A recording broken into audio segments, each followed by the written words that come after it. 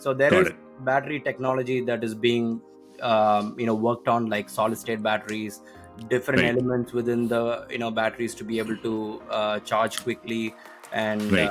there's other ways that people are exploring in terms of like shoving as many electrons as possible, basically like charging at much higher voltage with much higher current. But all that will have its own consequences. So there's no free lunch over here, because it's Got a it. very we are dealing with physics, right? When you start dealing with the physics of things, that's when Yeah. like you start like you cannot there's not a lot of roundabouts when it comes to physics. You have to deal with this fundamental, again, going back to first principles. You'll have to Yeah. break it down to this simple physics issues, and figure out like how to come up with innovative ways to get around this issue of being able to charge, right? So Got it. but yeah, long story short, like in my opinion, we're at least like a decade away from seeing batteries that can charge in like minutes, um, as comparable as gasoline engines, right? So the way I go Right. about and where I find motivation is I just follow my curiosity. Like again, people Love it. talk Yeah. about passions. You got to be following Yeah. your passions and all that. Yeah. I'm, Yeah. Yeah. I'm passionate about like 100 different things, and I'm pretty sure 99 of those, like I won't be able to make any money. I cannot make my ends meet by just Right. following the passions, right? But Yeah. what has really helped and worked in my case is following the curiosity, right? Right. In anything that I do, I want to make sure I'm doing things that I'm really liking and passionate about, obviously.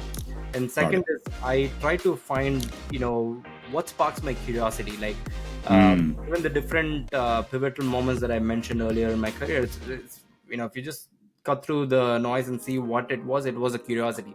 I started like Mm. having this curiosity when I found something that sparked my interest. Like I'm Right. the person who's like uh, coming with a lot of ignorance and like stupidity and idiocy in my head myself. I don't know a lot of things, which I've accepted the fact that I will not know everything.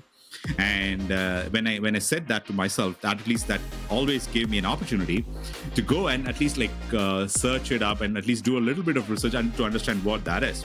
Mhm. Right, so I try to kind of question everything, everything that was like told to me, taught to me, because like this was taught to me by so and so person, but doesn't mean that the person knows the entire thing, right? Mhm. Because they may have perspectives, biases that how they have of their own. I will have biases and perspectives as Right. well.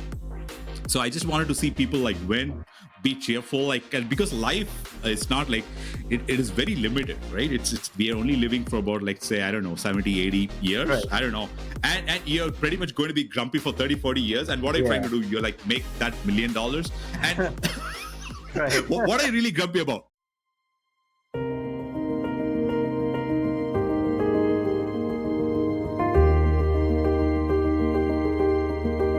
In a world full with possibilities, one truth stands out. Everyone is a pathfinder in their own journey.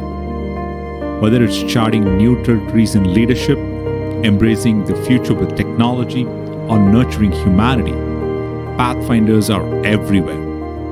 Pathfinders, a platform built for everyone.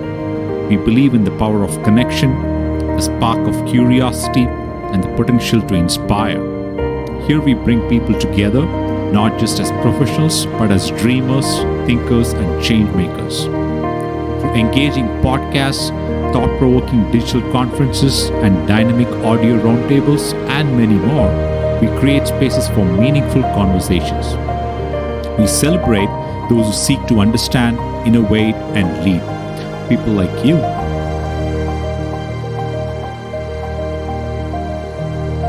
Pathfinders inspires.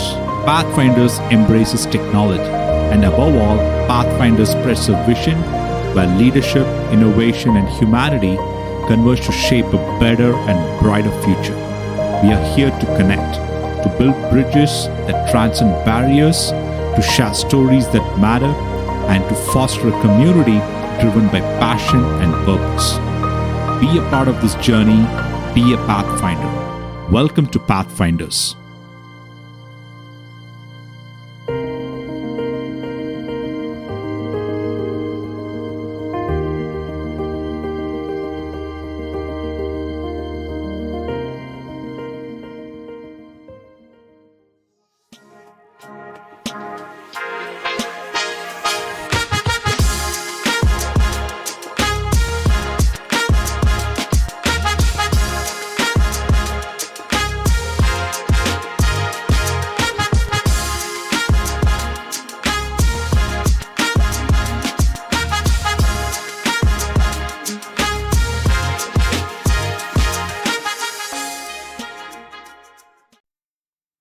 Hey everyone, welcome to our Pathfinders podcast. Today we have a very special guest, Binesh Kumar. Binesh, welcome to the show. I'd like to invite you to our podcast. Folks, let me introduce Binesh. It is my honor to introduce a visionary in the realm of technology and business integration, Binesh Kumar. He's a technical project lead and systems engineering manager at Atom Power, innovating and leading at the forefront of power and energy technologies. At Atom Power, he has been pivotal in inspiring the world's first UL listed solid state circuit breaker, significantly advancing the clean energy transition and scaling electric vehicle infrastructure. His strategic oversight has helped propel Atom Power from its inception to becoming a 100 million plus enterprise, showcasing his acumen in scaling business operations through technological innovation. Beyond Atom Power, Binesh extends his expertise as a startup advisor at Joel's Accelerator and a startup mentor at Riot Internet of Things. His involvement in the startup community highlights his commitment to nurturing emerging tech ventures, providing guidance that bridges the gap from concept to market success. He's also an EB1A NIW recipient, and we'll talk about this in today's conversation. Additionally, his role as a member of Board of Governors at IEEE, a technology and engineering management society, underscores his influence in shaping the future of technology management. Binesh specializes in harnessing the power of IoT, embedded systems, and AI to drive business growth and efficiency. His work focuses on transforming complex challenges into opportunities for innovation, particularly in energy management, grid optimization, and sustainability. His mantra of transforming power, energy, and beyond encapsulates his approach not just solving current problems, but also anticipating future needs. Binesh, welcome to the show. I can't wait to get more about your journey and whatnot. Thank you. Thanks so much for being here today. Sure. Thank you, Vijayan. Yeah, thanks for that introduction. I think it was really well done. So it was first time for me to hear back my introduction, right? So yeah, glad to be here and thanks for the opportunity and the invitation. I think you're doing a fantastic job. Yeah, I'd love to learn more about what you're doing as well in that conversation. Sure, Binesh. Binesh, walk us through, where did it all started? I know, we've had interactions before. You grew up in India and things like that. So, for anyone listening, where did it all start? And how was the early ages of growing up? Yeah, I mean, early ages of growing up, from childhood, or how did it all start? And Yeah, how was your childhood and what were interests around your childhood, and there was always a motivation to pursue something far greater than yourself, right? So Definitely, how was that early stages of in your school days and much prior to pursuing engineering and whatnot? Yeah, so that's a good question. I've had a lot of different aspirations growing up, just like many of us, right? I think every couple of years I would, keep changing what I want to become when I grow up. So that's how my, whole school education was, right? I've had any course that I get enrolled, I mean, any classes, or even if it's any science projects that I go and do, my aspirations and my career goals would keep changing, right? So anytime a teacher would come and ask, what do you want to do when you grow up, I would have a different answer. That's how all of my childhood was, which turned out to be a positive attribute that I had growing up, which we'll cover during the podcast. But yeah, just a lot of exposure. I think that's what really helped. I threw myself at the forefront of multiple different things, although it was all outside the comfort zone, right? And I definitely started a lot of I started having a lot of interest towards physics and science, that sort of things. And obviously there was some society pressure in pursuing engineering as well. But yeah, stars aligned where I ended up pursuing engineering, just like many of us. Right. I did my mechatronics undergraduate, and during that I sort of found an interest towards a particular field within engineering, which is in embedded systems. I started taking a lot of evening classes. I really liked that the fact that you can control hardware through software, and you can see that directly in front of your eyes. I started doing a lot of robotic projects, started taking evening classes. In fact, I wrote up a huge LinkedIn article about how this came about. There was a robotic competition that I won, and that I think was sort of a pivotal moment where that's when I felt like, okay, I need to pursue this field within embedded systems, within this area, which later on turned out to be called as IoT, and that's Got it. but it all started with embedded systems, right? Um, and yeah, And which year was it, Binesh? Like what was the timeline around it? Like 2000, so like this was 2008, or like what was it? What was the rough timeline? 2010. Yeah, I believe it was around 2010. So it's been Got like it. 14 years. Got it. Um, and yeah, that's when like I was like, okay, let me pursue a higher education. I wanted to continue my education in this field. And I reached out to many different professors. I decided to pursue in the US. There was a lot of cutting edge research that was going on in this field. And I, found some universities that had good solid courses, and found professors who were doing good research in this domain. And that's how I came to the US. So I came here in 2013, almost like 11 years back, right? Got it. Post my education, I did my master's electrical engineering with a focus in embedded systems. Got it. Yeah, that's sort of like my whole childhood and how I pursued this path in a nutshell. Got it. Got it. Very, very, very interesting. You always had like a passion for engineering and technology, right? Like, and like, what was the like the initial passion like for pursuing something? Okay, let's pursue this embedded path, right? Let's pursue this engineering path. There's obviously like there is a societal compulsion, which I totally understand. Like everyone is probably trying to become an engineer, which I get it. But Right. beyond that, there's also further, like there is a passion beyond that. Okay, no, I think I want to pursue an engineering beyond mechatronics into the field of embedded, into the field of IoT, and there's deep in today, which we'll talk about it in the conversation, like beyond IoT and whatnot. But like, how was that early, like the drive for passion towards that?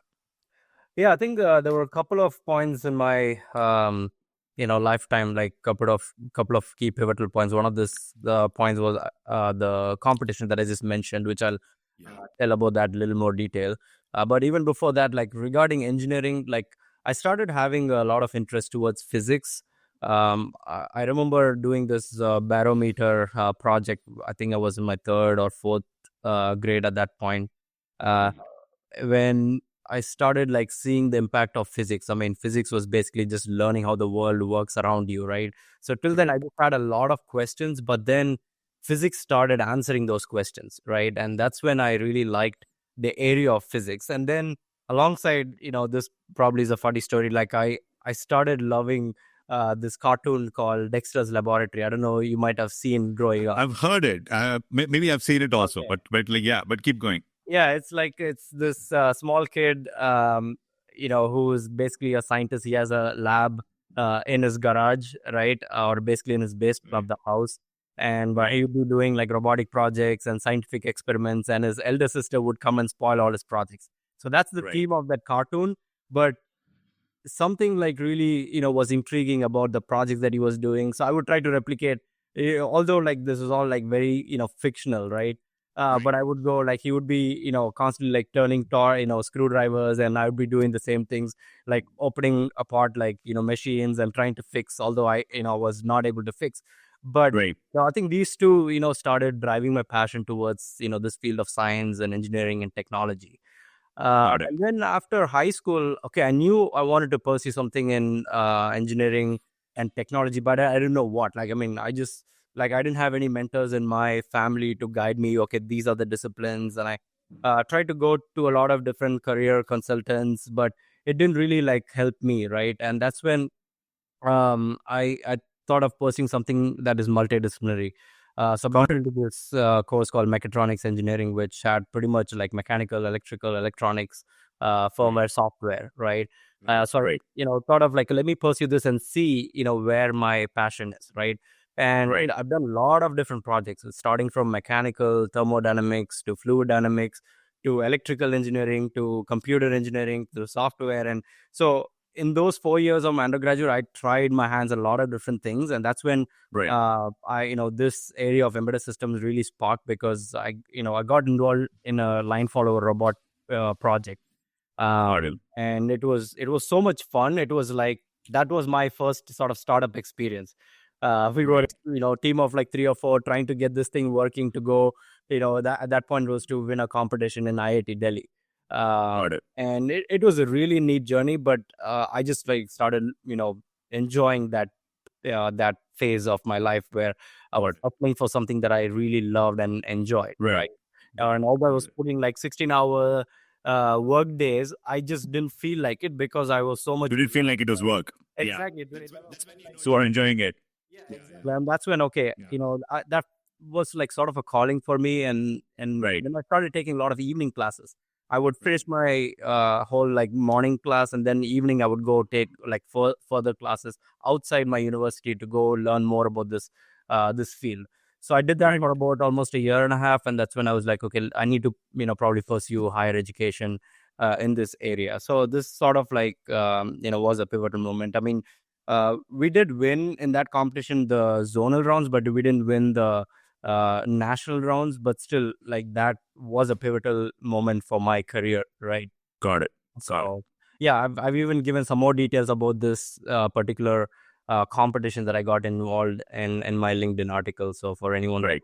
go and check that out. Sure thing, sure thing. Yeah, share it with me. I'll pin it Yeah, with this content when we post it. Sure thing. I mean, they say that the closest thing to magic, I think Elon or someone said it, the closest thing to magic is probably engineering, right, and because through engineering, it's so you're able to create magic for the society. right. Did you ever feel that impact that you were making when you're actually pursuing engineering and applying those like the concepts of mechatronics in your day to day? Was there any like oh, this was the impactful moment?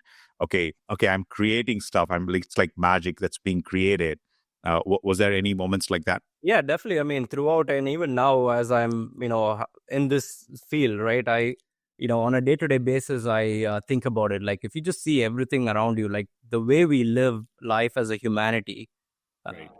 it's all like shaped by science and engineering technology, right? There's a lot of Right. impact, and that's how the human creativity. Like, this is the best way we could have harnessed as humanity Yeah. is through discovering things around us and utilizing those principles, finding those principles, applying those principles in creating something new, in developing tech. That's really what differentiates us from other species, right?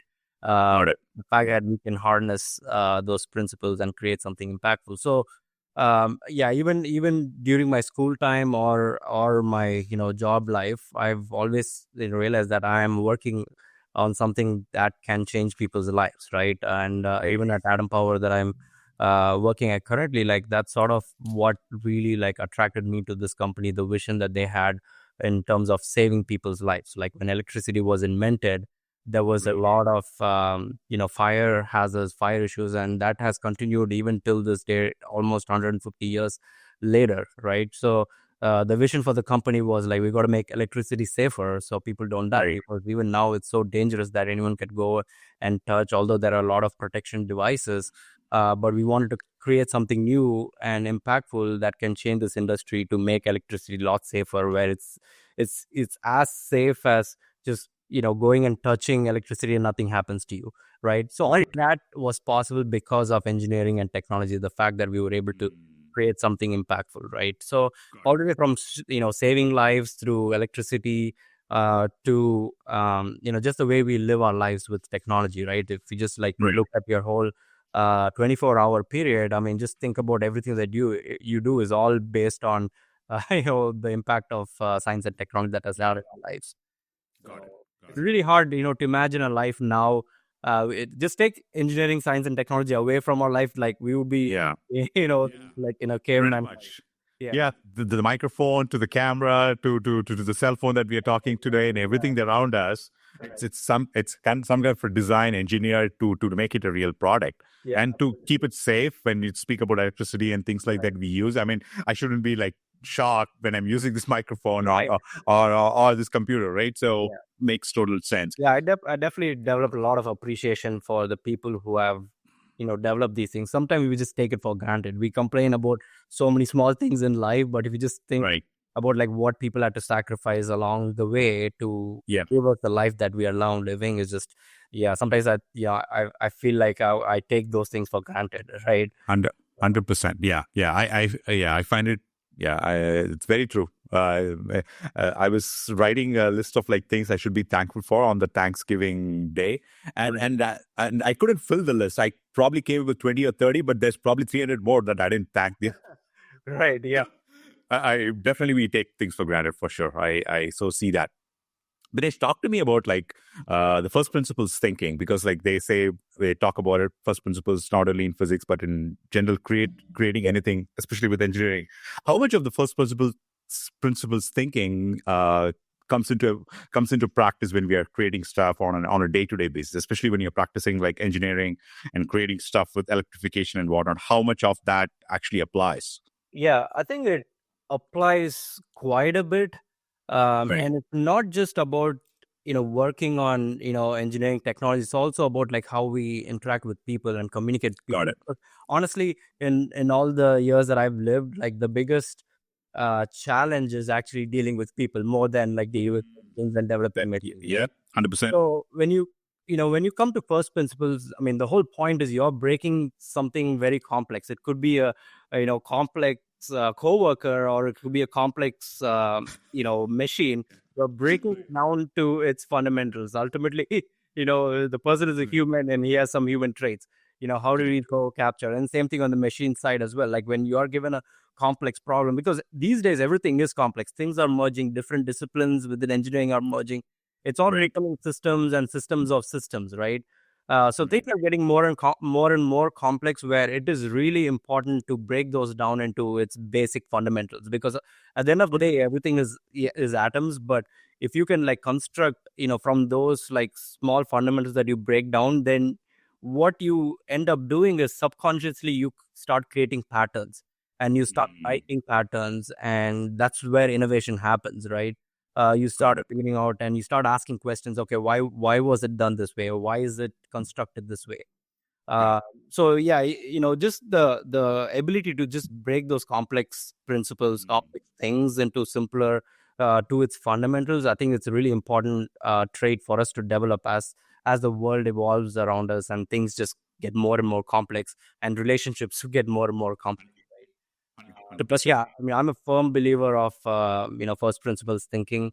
Mm, Even without using the terminology, I think the core essence of just breaking things into fundamentals so you can build it up from right. there, I think is going to be very critical, and it has helped me quite a bit in my personal journey as well. Got it. Got it. You are also like a mentor, and you have spent a lot of time in the startup ecosystem, Right. and things like that. Even with your Atom Power, and you have grown it Right. from to 100 million plus company. How was that journey like? Like inventing, seeing it actually work, raising capital, and thing. How was that whole experience? Yeah, I think simply put, it was a very character building experience more than anything else. Like I really like evolved as a person in this journey as well because of all the grind that we've had, right? um and there's just so many learnings. Like the main thing is like, okay, knowing what to do, but Mm, what experience teaches you is like learning what not to do. Like you do those mm, things, and you fail, you make mistakes, because at the end of the day, like the more mistakes you make, the more you fail, the more you evolve as a person, so you don't make the same mistakes. Obviously, yeah, you don't want to repeat the same mistakes. If not, you're not learning from it.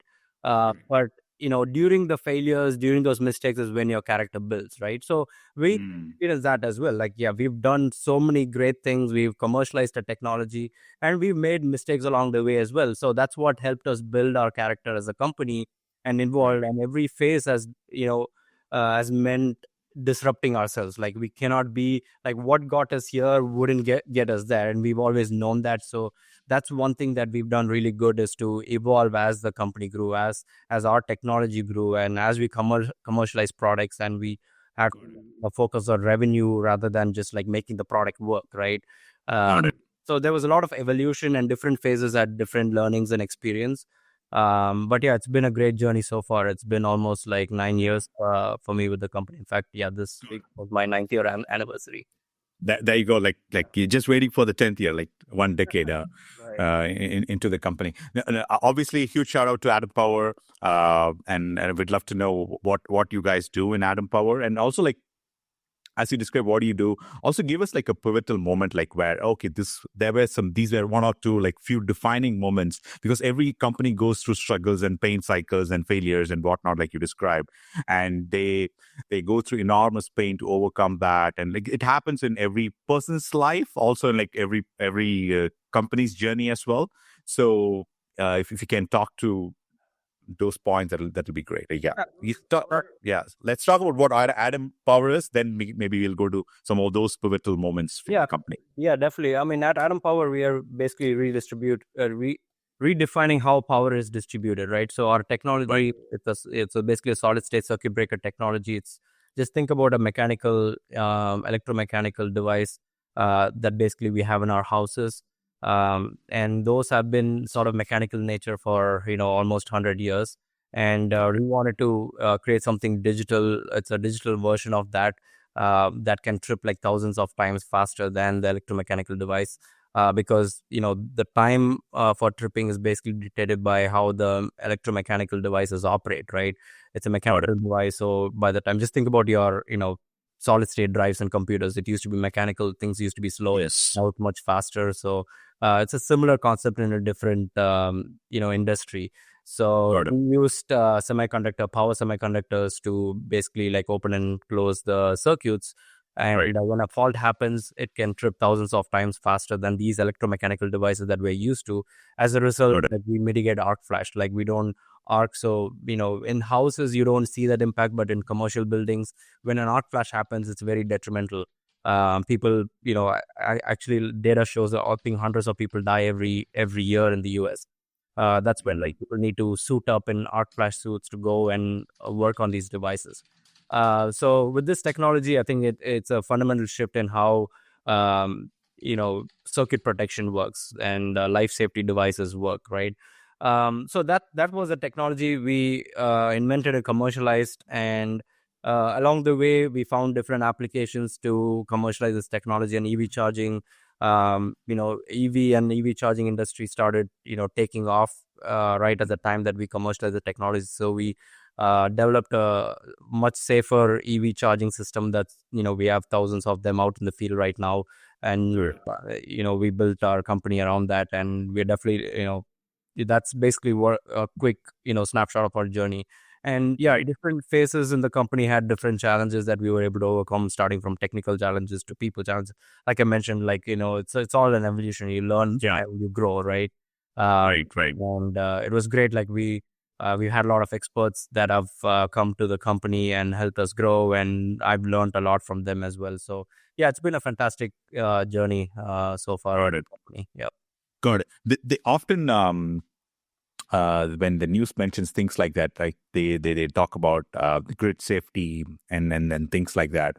Are we really prepared for a cyber attack on a grid safety and things like? You might have seen articles like that, news stories like that, come time and time away. I don't know if it's like scheduled basis. It comes like every 2 months or 3 months. It's scheduled. Okay, this story goes on March. You keep seeing it like throughout the year, 3 or 4 times a year, right? So how prepared is the grid when it comes to US and like and the larger world as well? Because like I think we are adapting to a sustainable version of using energy. Beyond, we are transitioning from the oil era to an electrified era, and I think the vision is great. Like great products coming around, Teslas and so many others. How safe is the grid right now, and how prepared are we as a whole ecosystem? Yeah, so just like with any technological shift that happens, right? Even when internet came, right? Obviously, there were concerns around the cybersecurity, Yes. and we have learned to adapt. Like, there's been a whole industry that developed with securing all the cyber applications, right? And even now with the rise of AI, with it basically penetrating a lot of the different industries. Ethical AI, like all these ethics, become a concern, and how, that can have adverse effects. So with any technological shift, there's always been concerns, that come around that, right? But as humanity, we've learned how to overcome that. As long as we are ahead of the curve, ahead of people who are trying to misuse the technology, we're safe, right? So even this is not any different from that as well. Like electrification is going to be critical. Right. We've done a lot of damage to this planet over the last century as we industrialize a lot of things, and Right. it's really time for us to pay for that and develop technologies and make sure sustainability is a factor. So there is definitely a global push, and we can see that towards sustainability, towards making sure all the sources of power is coming from green energy sources. Got it. So this shift is inevitable, because we have to basically say the planet, like there's a lot of, even growing up, right? Coming from place in South India, like Coimbatore, you might have known about the place. Like it Yes. used to be known for its weather and climate, right? It used to be very cool, but nowadays things have changed a lot. And obviously, industrialization of the city has been a big factor. There's a lot of deforestation that's happening because of industrialization, and at the same time, you just see the shift in the climate, right? There's Yeah. it's getting as hot as Chennai these days, right? Yes. So it's become very obvious and evident for people like me who've grown up in a place that used to be known for its weather and climate, and now it's just very different, right? Right. So yeah, I think the fact that we this global push tells something, like there is real evidence and data to back up that we need to make sure that we're developing sustainable stuff. We cannot keep going in the trajectory that we were as humanity in the last 100 years. Right. So along with the shift of electrification and changing the grid, there's a lot of challenges that we'll have to overcome, and cybersecurity is definitely one of those. But I think like the industry is well aware of that concern, and they're well equipped, right, to making sure they're employing and deploying the best practices when it comes to cybersecurity, making sure it's Got all like industry grade. So it's not like the good thing with this, it's a very heavily regulated industry. It Got could it. be good and bad depending on how you look at it. Right. So it's not like anyone can just come up with any technology and just go deploy and plug it into the grid. It has to go Right. through a lot of regulatory certification, and we were not any exception to that as well. And so that's a good thing. Like there'll be regulations around this, and all the OEMs, like everyone has to take up the responsibility, even people who are consumers like us.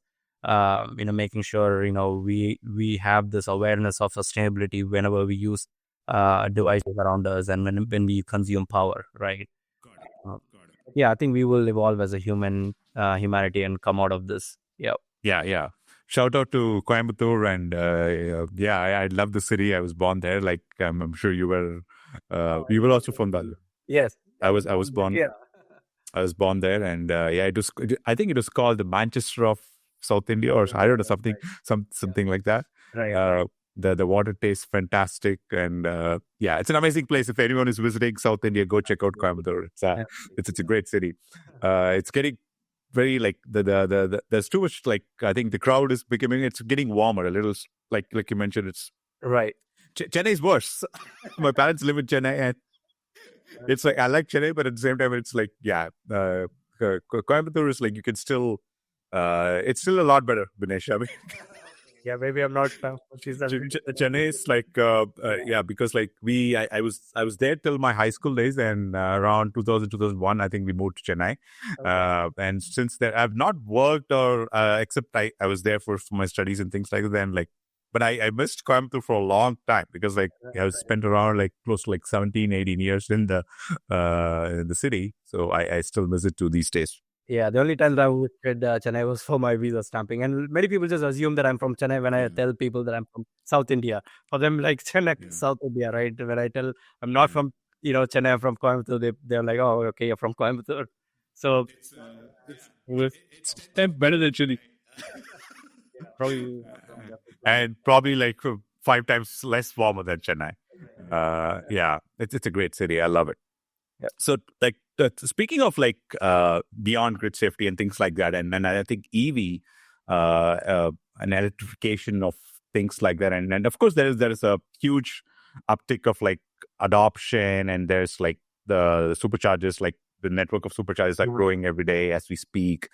And like how is the scaling of the EV network happening? I know it's happening subtle, and maybe it's growing faster than I know, but like for the general public, I think there is a percentage where they have bought into it. Like, okay, if you're in New York or the Philadelphia's or Atlanta's or like Charlotte's, like you have access to the network, you have access to the superchargers, you can do it, right? So, but there's also as I'm speaking to people, what I'm gathering is like, no, I'm still good with my F-150s, and I want to like go fill my tank like in 5 minutes, then keep going, right?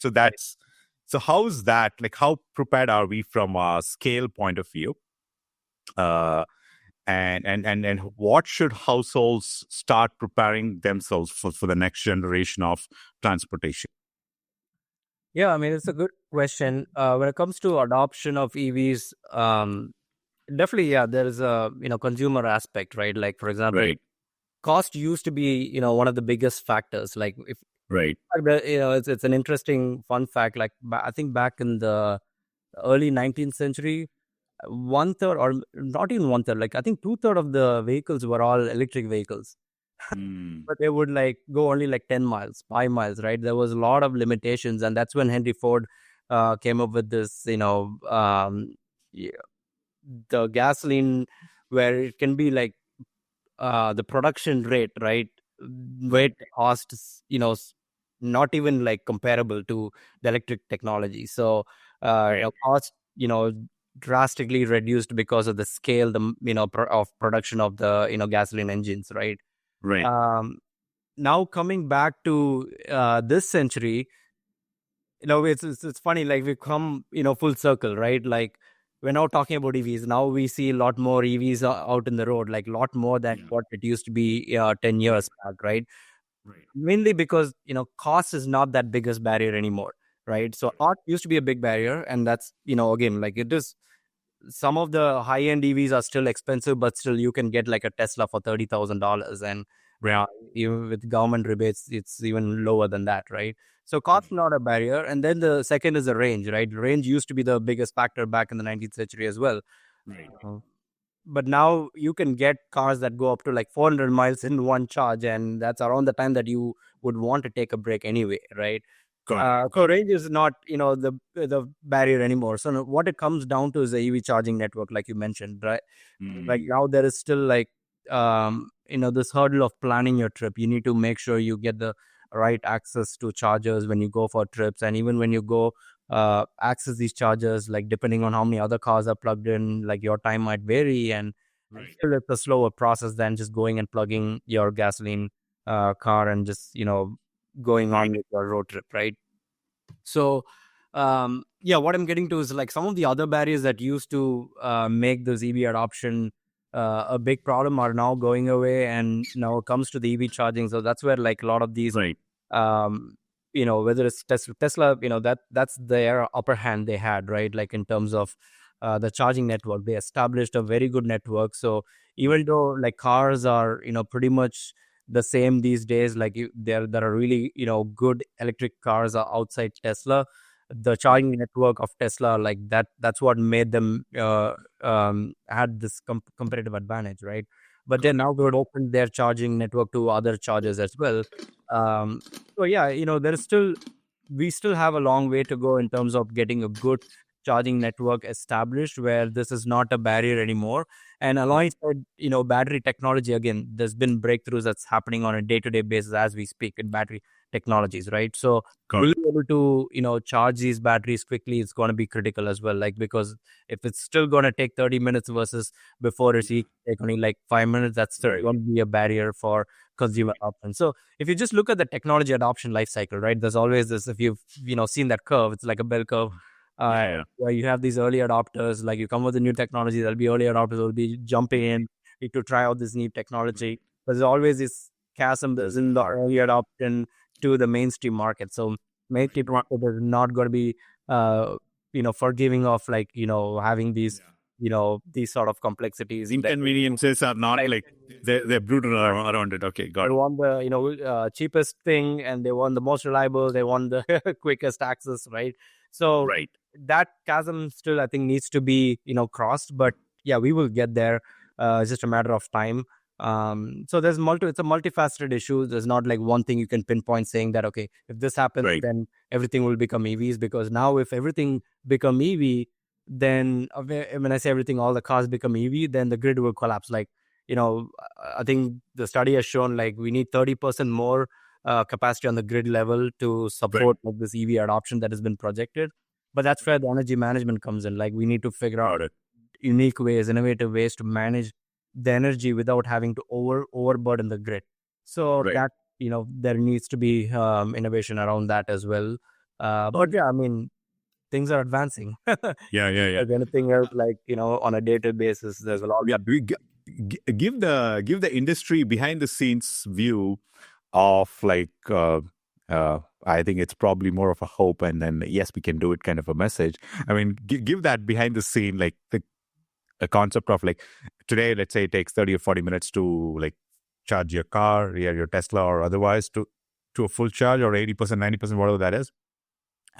How soon are we to get to the level of like, okay, it takes 5 minutes, you can charge your car and then keep going? What is the timeline for that? Are we? I'm sure we are not there yet, but like I'm hopeful we might get there. Well, what is the industry behind the scenes looking for that in the I think you will get different answers depending on who you talk to. So I mean, even what I'm sharing is all based on my opinion, right? So take it with a grain of salt. But I think we're at least like a decade away. So there's battery technology that is being worked on, like solid state batteries, different elements within the batteries to be able to charge quickly.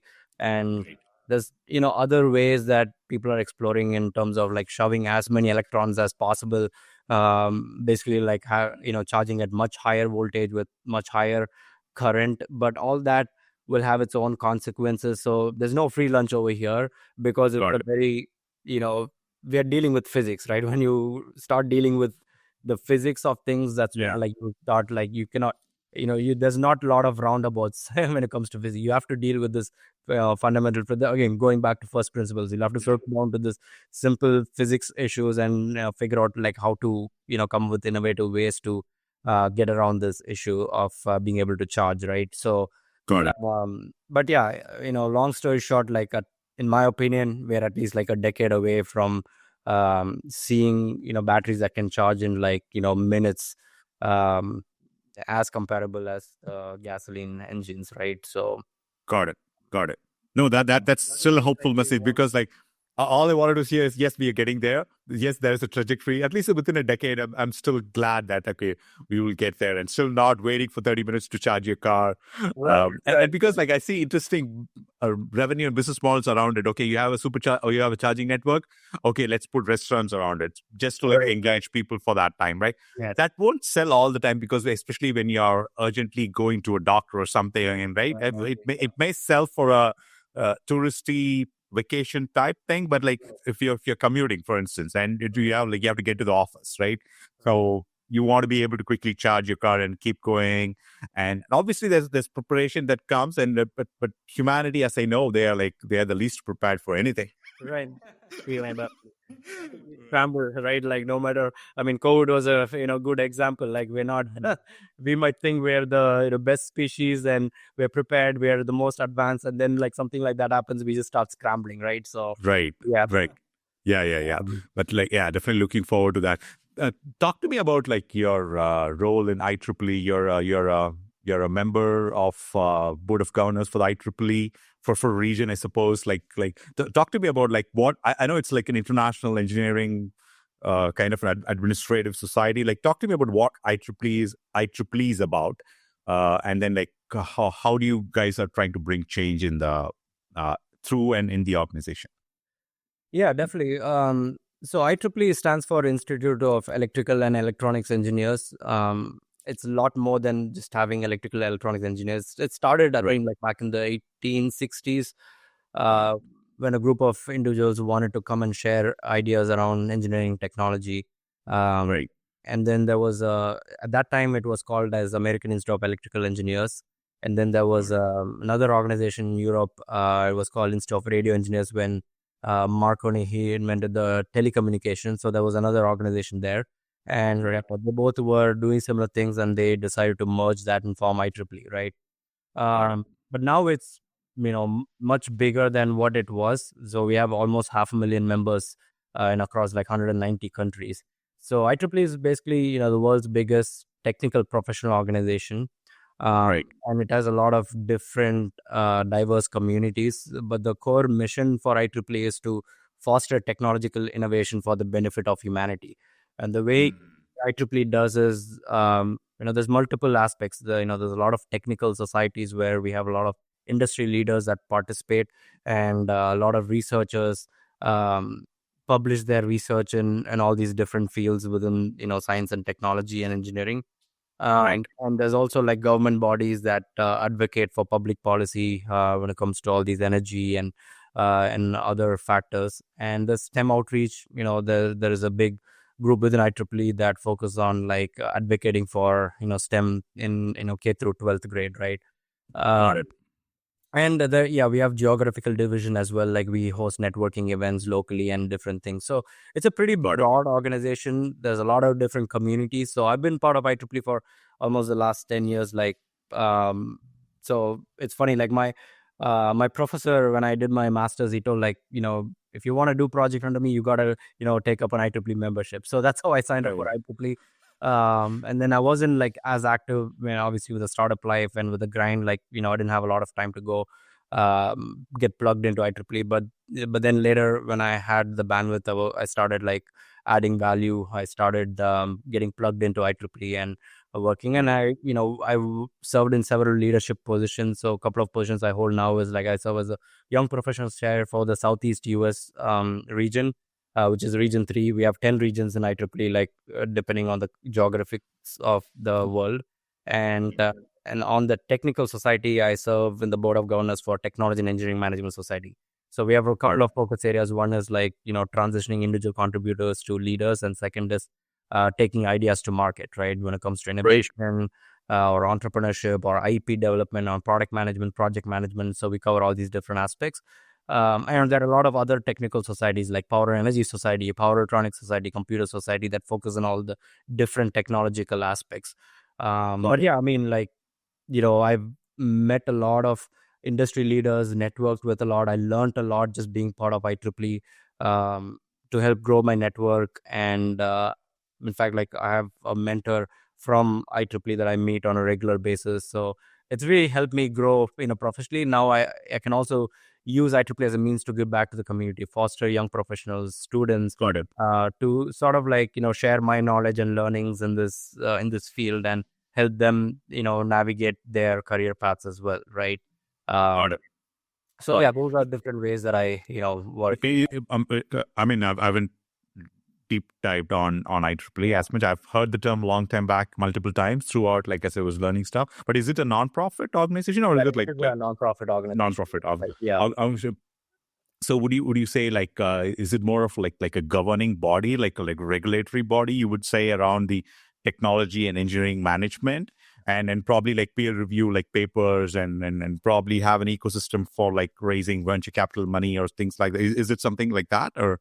So yeah, I mean, IEEE is not really a regulatory body, but like they do a lot of standardization of technology. So if you look at like Bluetooth and Wi-Fi, all of these have been standardized by IEEE. So there is a standards body that does standardization of technology. Even like Right. think about EV charging, just think about all the plugs, right? There's a lot of different plugs you can Yes. go on adapters. So as 100%. new technologies come in, there has to be standardization of the technologies. So there is a purpose for that within IEEE.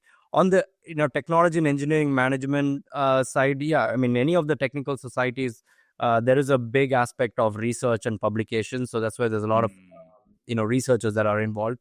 So they publish in peer reviewed journals. So IEEE has like, I think like almost 1/3 of the world's technical literature, right? So that's a repository for technical Got it. people. So in any field that you take, like you'll see researchers publish paper, and there'll be a peer review process. There'll be a lot of conferences. Again, that's a big aspect within IEEE. There's thousands of conferences that happen across the globe every year, right? Uh, so in those conferences, research is published, and also industry people. There is an industry focus within IEEE, and there's also research focus within IEEE. Uh, Got it.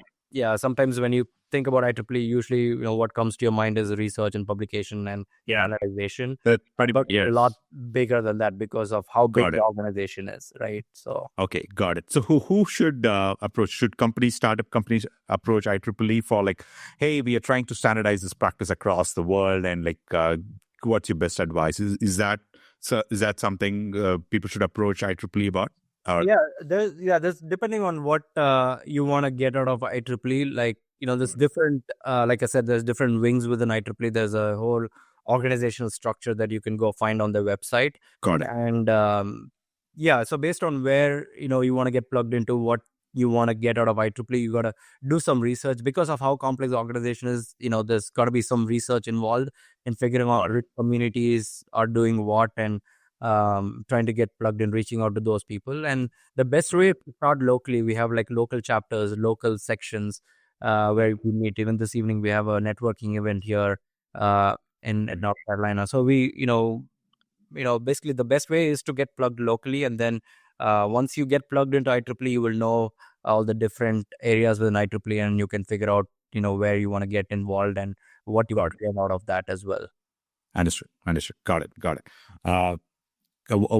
Just segueing into a different topic in terms of like patents, right? So I've collaborated and I myself contributed for a few of the patents when I at the time was with Honeywell, and there is a patent application, there's a process, you have to draft it up, and there's a lot of things that you have to do before you get a patent. And like, right, I'm like partially aware of it, may not be, but there's but maybe I'm speaking from complete ignorance. Take that for granted. Sure. But my question around patents is like, because I see that patents are great. You have an idea, you have a concept, you can lock into a patent and an idea, and then and who has the capacity to be able to patent it, they can patent it. Right? I mean, there's a cost associated to it. Like there is research around it, there are people you have to draft it. Give or take a minimum $10,000. It's like a very small amount when it comes to patenting stuff, right? So, and obviously when I will like go talk to people around the world and humanity, and like I think humanity is much better, and I think the world needs to get benefit. For example, seatbelt was an invention, and which was, I think, Fiat was the company, or Chrysler Fiat was the company who invented the seatbelt, and they gave out the patent for free, and then like everyone uses seatbelt today, right? So that is an example. But at the same time, patent is also used as a way to like lock capital, right? I mean, lock innovation also. How do you see the world of patent ecosystem? Again, that also depends on like who you talk to, because as businesses come about, because if you just see the intent of patent, right, like it's to make sure like people just don't copy your work and go do stuff 100%, right?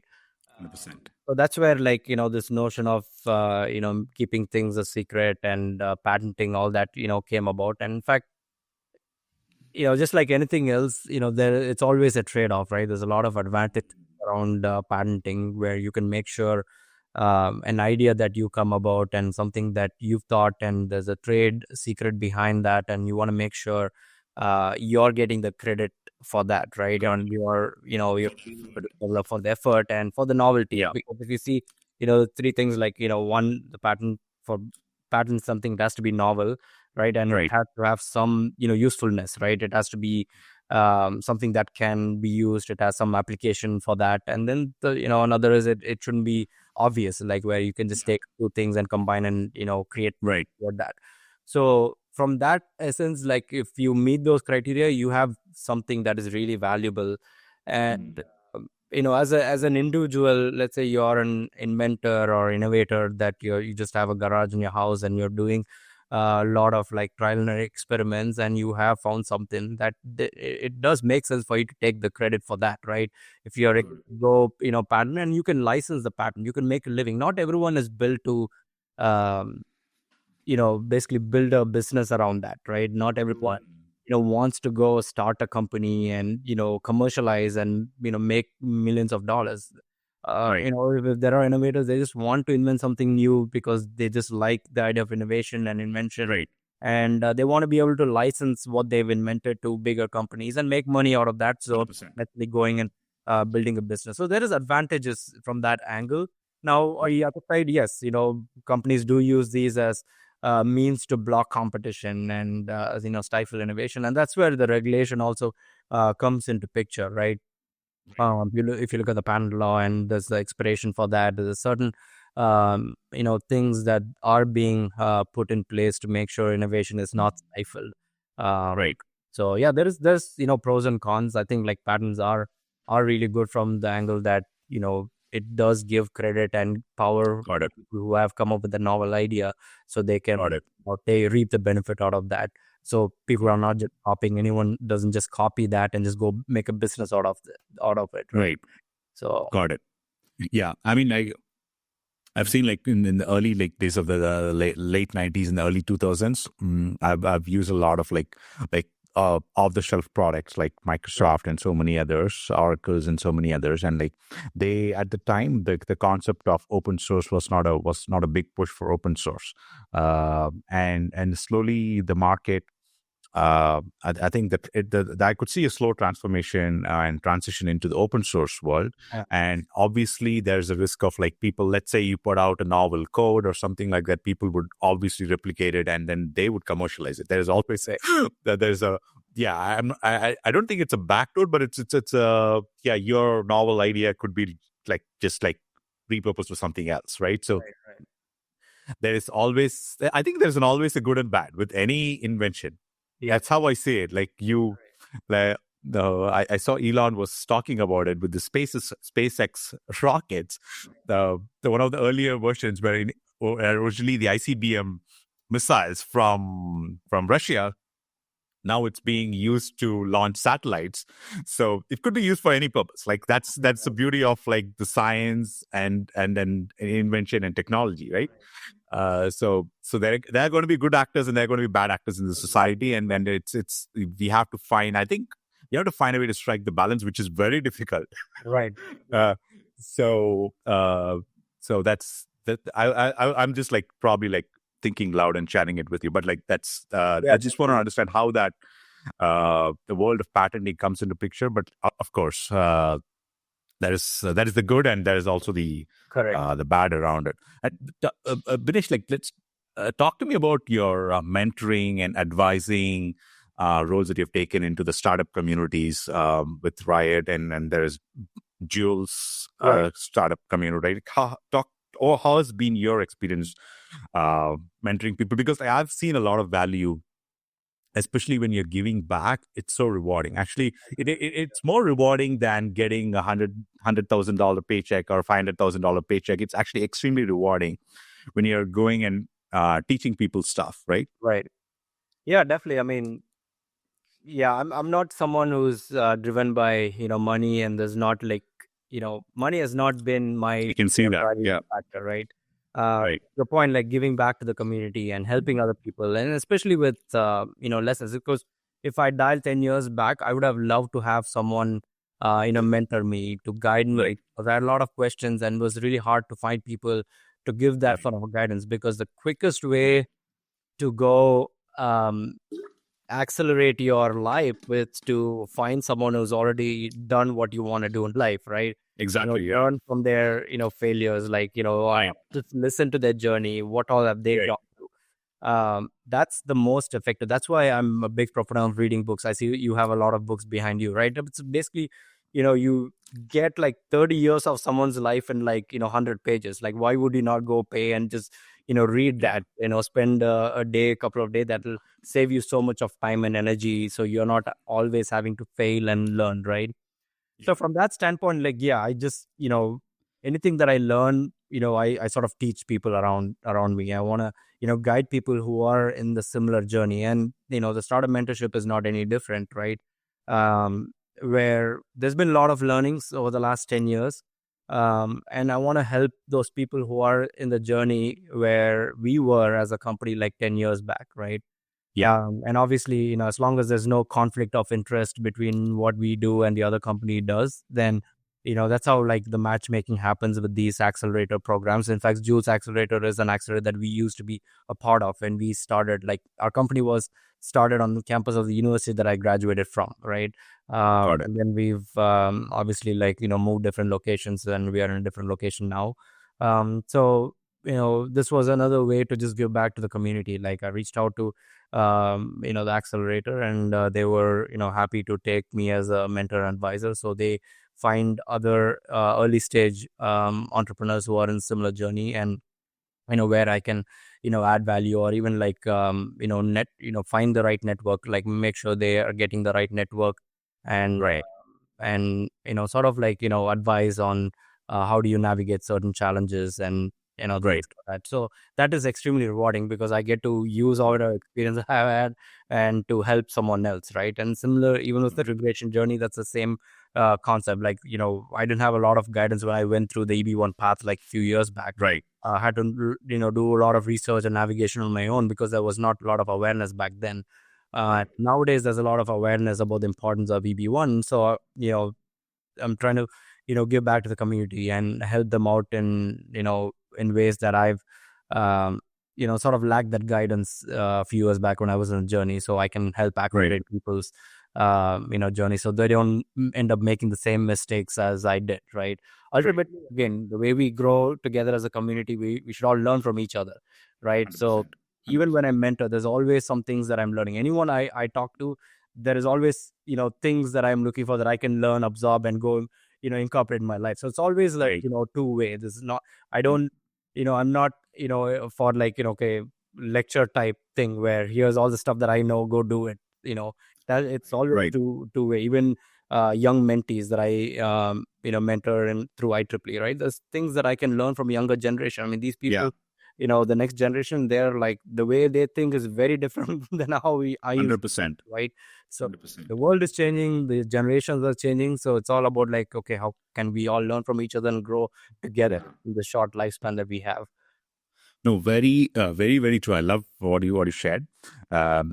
Just brought me to periods of like COVID, when everything was locked up, and like you can barely go to anywhere except maybe to the grocery store, and like we were there not too long ago, and moments like when I see a toddler in a grocery store, or like a 2 year 3 year old kid, like, and they absolutely had no worry about anything, and they would cheerfully laugh, because like they were the ones not wearing masks, right? I mean, because only the faces we could see at the time were the faces of the kids, and all of the adults were like pretty much masked up, right? We were there at the time, and these kids were so cheerfully, innocently laugh, and like that was a learning moment for me, right? Like, yeah, just be in the moment, like just smile and laugh. I mean, like learning from anyone, even you could learn from even from pets to even from toddlers. So that was a learning moment for myself, like, because sometimes like you're pretty much in your computer doing remote work and things like that, and when you go see kids like that, it was really I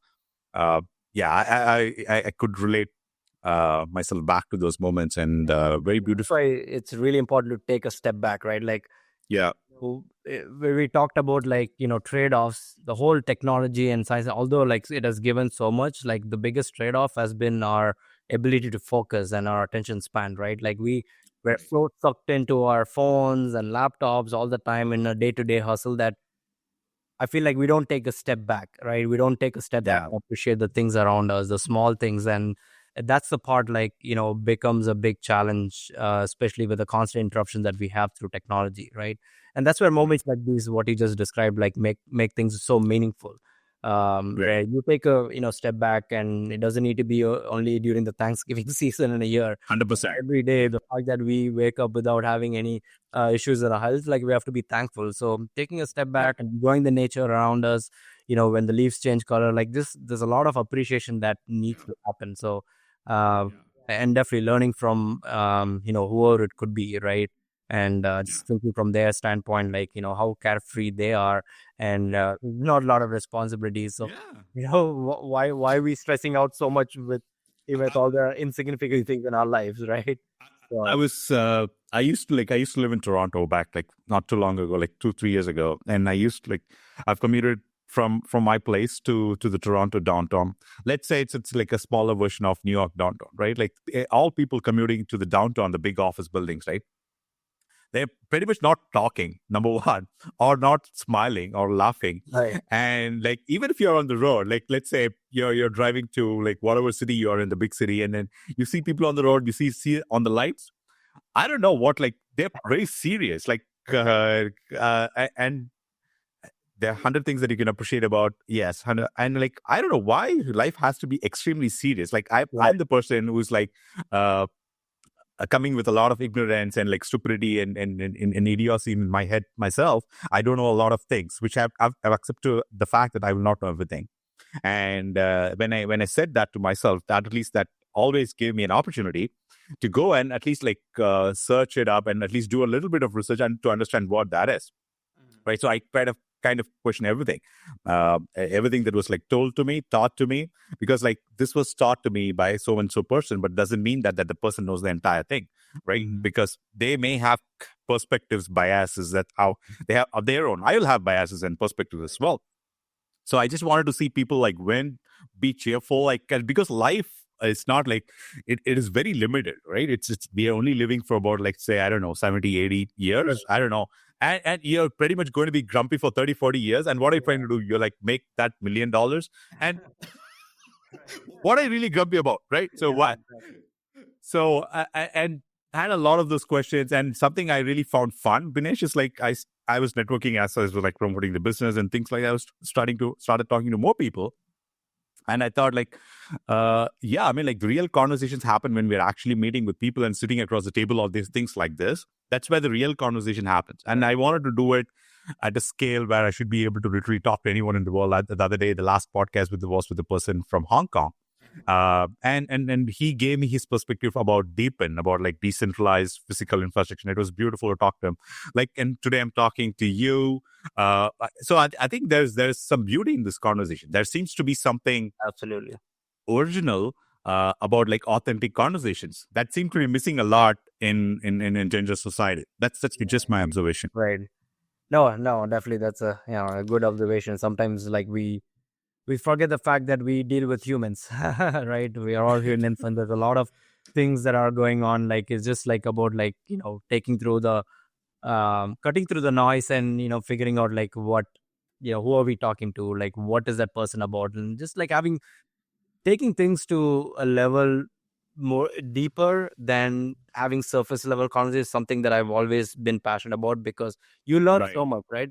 Like when you're having surface level conversations, it's sometimes you get It's limiting. like yeah, exactly, it's limiting, and it could even be misleading. Like if you just like walk into the door, hey, how's it going and how are you, and then you just get an answer like yeah, I'm fine, and then if you just stop the conversation with there, like chances are very high that the person is not fine, like there's something that's going on. So that's when like Yeah. having meaningful conversations, you dig a little deeper, and that's where like even leadership comes in. Like how do you have much more deeper relationships, right, with Yeah. your with the people that you're leading, and all that will really have an impact in how people view you, right? So Yeah. yeah, I'm Yep. definitely all for having I've told myself, I was sharing with my wife and I think few friends, like it's been a while. I've stopped having like the surface level conversations right. with people, and it's not going to be always about me. The follows and the likes and none of this matters actually. I want to go out there and like talk to real people and then see what they're going through, and they have a journey, they have a story to tell, and everyone are going through struggles of their own. Right. Doesn't matter their bank balance, and definitely there are challenges that they're going through, and I want to at least like go and have a conversation, build that like real relation, build that friendship with people. Absolutely. And I think that's what people are looking for. I mean, for meaning and purpose. Right. Even if it's a 5-minute conversation, they're looking for a meaningful conversation, right? Why is that we always like pick our phone and call our old friend? Because like we know they will listen. We know it's going to be a meaningful 5-10 minute conversation, right? So that's always there. And yeah, I've told myself, no, good morning, great, but how are you doing today? Like, oh, what's happening, right? So at least have that, like, I don't know, is it called empathy? I don't know. We could put words around it, but like, Yeah, I'm learning that, Binesh, so much. So you were spot on. And okay, so I just like I was looking at a few of the topics that I wanted to talk about in terms of like definitely uh, there is a personal motivation in terms of like doing these greater things, right? I mean, like what is your uh, personal motivation, especially around like innovating in your field, in your career? Where does that personal motivation come for you? So you're asking about like where I get the motivation and Yeah, I mean, like in terms of like innovating every day. So let's say Atom Power, it's a 9-day journey you shared. Like, so the day one is very different, the day 1,000 is very different, right? And we, I think we can agree to that because each day, waking up every Monday, to have that motivation to go achieve the greater thing, do the best, and like so, there is a sense of motivation to be a better dad, to be a better leader, to be a better innovator. That is a sense of motivation, the drive that like drives you every day, right? So where does that energy come from for you? yeah, it's a good question, and actually the answer is pretty simple. I think like so I don't have like very grandiose plans. Like I know people talk about the 10-year, 5-year, 3-year plans, and again, I do have some plans, but I don't stick to it. It will work out. Yeah, I don't make things so rigid, right? So the way I go about and where I find motivation is I just follow my curiosity. Like, again, people, talk about passions, you got to be, following your passions and all that. I'm passionate about like 100 different things. And I'm pretty sure 99 of those, like, I won't be able to make any money. I cannot make my ends meet by just following the passions, right? But what has really helped and worked in my case is following the curiosity, right? Right. In anything that I do, I want to make sure I'm doing things that I'm really liking and passionate about, obviously. And second is I try to find, what sparks my curiosity. Like, uh, Mm. even the different pivotal moments that I mentioned earlier in my career, if you just cut through the noise and see what it was a curiosity. I started like, Mm. having this curiosity when I, found something that sparked my interest, and I Got it. became so obsessed about it. I started like learning more about it. I want to find, deeper answers on the Right. questions that I had as I started working through those things, right? So that's where Right. when I started following the curiosity, and the first thing is to go and do some of that experimentation, going and finding where your curiosity lies, right? Where Yeah. what sparks you, what ignites you. I think there's a period of self discovery that needs to happen, and it's not just a one time and once and done thing, but it's an ongoing process, right? Every time, Got it. having that retrospective of like, what did I like? What did I enjoy doing? Where were my strengths? Like, what did I not do well? And why did I not do that well? Like, where can I improve? Right? Having that retrospective is important. And the next is like having that, curiosity. Okay, what sparked my curiosity? Like, why did that spark my, like, well, let me go explore that a little more, right? Let me go Right. all of that. And, again, some people might call that pivot, but for me, that's just natural progression of how I grew up, right? I don't like set this like 5-year plan and now okay, I go do that. Like when I Yeah. was in my 10th standard, I wanted to become a pilot. Like I'm, and then later I discovered that I was afraid of heights. Got it. God save the people who would Right. with me in my flight if I became a pilot, right? Right. So that's sort of a thing, right? Just it's all about like learning and self discovery and finding where your interest, where your curiosity, and that's what really motivates and keeps me going. Because every time I Right. get up, like there's always things that I'm really curious at work. Like I want to go explore that. So that's why even at Adam Powell, I've served in numerous different roles. Like I've done all the way from firmware engineering to systems engineering to electrical to product management to project management. Like in general, like I just like pick something that I'm curious and I go like dive deep into, like Right. I'm good at it, or I figure out okay that's not the thing for me and I go do something else, right? So that has really helped me motivate myself, because in that way I don't feel like I'm overworking or working. It just feels fun because that's what I'm Right. curious about. Like what else will I go do, right? Sort of a Got it. thing. So and I also try to answer if I'm not getting paid for something, what would I be doing, right? That's Yeah. also something that aligns that curiosity and what things that I'm passionate about. So Got when you do it. these things, I think motivation, it's all self motivation. You don't have to look at external factors. You don't have to watch like, Simon Sinek's motivation videos and things like that, right? It's like Yeah. your motivation comes from within when you do these things, follow your Yeah. curiosity and see what sparks you. Yeah. Although I'm not a huge fan or a critic of Simon Sinek, but I um, but I do seem like what I understood from it, starting with why. I think that thing that his book he's mentioned I read is the start with why thing that seems to have some like common sense to it. I mean, like, okay, why are you doing this, right? Like, why do you need a car, for instance? Like, right, you need to commute, right? So things like that. So it, yeah, but at the same time, there are always like inspirations and that you can take from pretty much anyone. You don't have to have like a 30-year like veteran author. You can just like learn from anybody in the society. That's pretty much there. And like, and in terms of like motivation, and even after like asking the question itself, right, the way I see it, like, you will not have the motivation every day, pretty much. Right. It's beyond motivation. And I think you got to have it's not about like the mission or the vision story that I've realized. It's also about like why you're doing thing is important, but at the same time, like, do you have the curiosity, but at the same time, do you have the courage to go pursue those wilder dreams, right? Sometimes, like, I speak to people and I thought I was at fault, and I understood that sometimes lack of courage limits your ability to go pursue certain things, right? And I literally people tell me these things, DJ. Oh man, like you're going and trying different things. I wish I could do that. Like I said, like, what stops you from doing it, right? I know, I couldn't understand the answer, but at the same time, I think it's when the lack of courage. I'm thankful for the courage. Actually, I mean, if there's something I'm thankful for. I'm definitely thankful for the courage and the curiosity that drives every day. Right. Because without these both coming together, you will not have the energy to go and like chase wilder things. Yeah, definitely. Right? Yeah.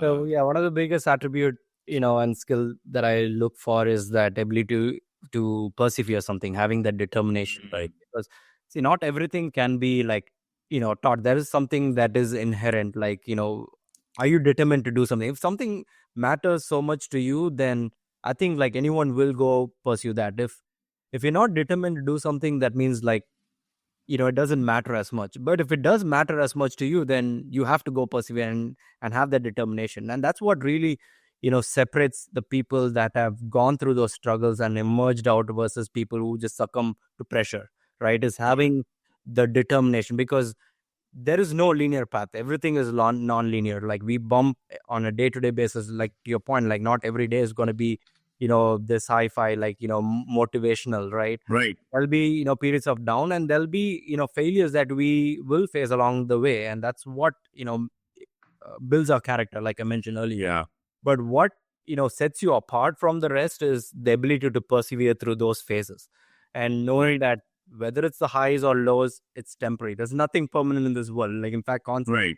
change is the only thing that's constant. 100%. And knowing that and making sure you're persevering, even if it's a failure, like how do you, learn from the failure, emerge success, so you don't, see that failure and limit yourself, right?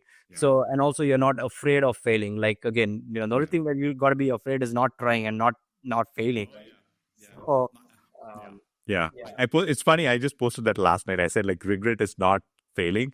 Regret is not trying. Exactly. Yeah, because I mean, that's the beauty even like of talking to people, those mentors who walked through that journey. Like if you just talk to anyone who's, in your, at least like your dictionary are successful, right? The thing that they would regret is not the failures that they've bumped into. It's like, okay, I should have done this. Like this is what I didn't do.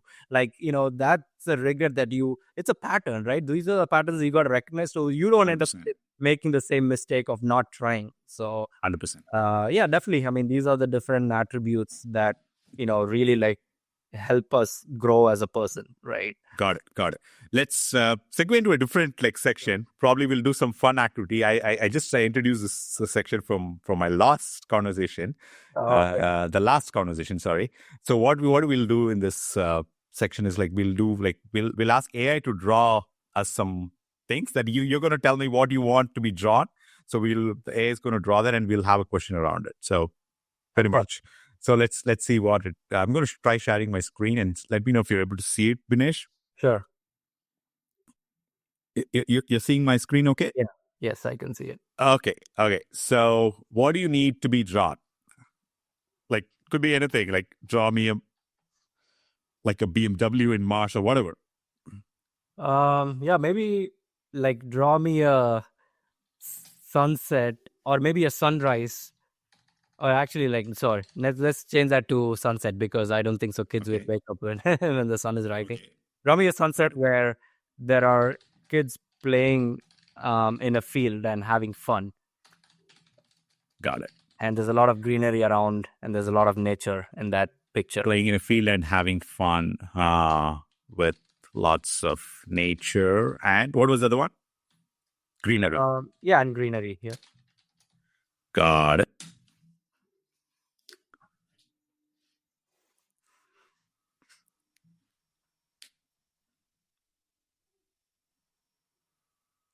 Let's see what it comes up with.